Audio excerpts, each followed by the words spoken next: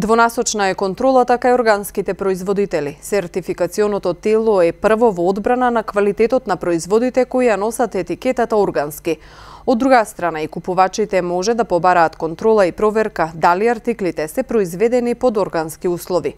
Од Федерацијата на фармери велат дека редовно се врши контрола на квалитетот.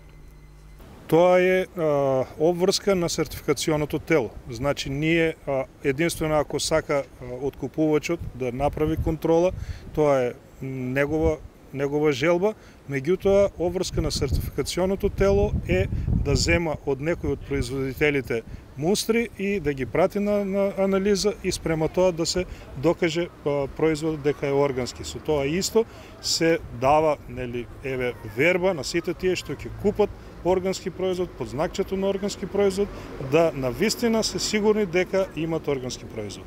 Хаджи Котарев појаснува дека близината на европските пазари треба да помогне во зголемување на производството.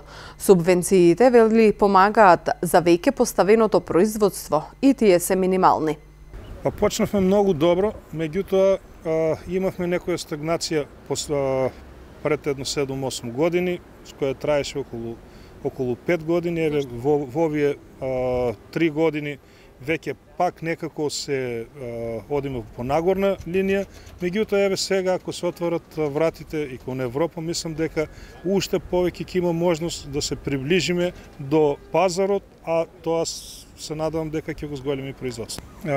Субвенциите се за одржување на веќе поставено производство.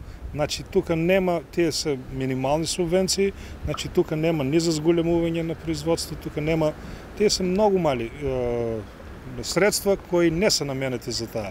Тие се за дополнително, како што има додадена вредност на производот, така има и додадена вредност на производството на органско, на некој начин да ги покријат минимално тие трошици.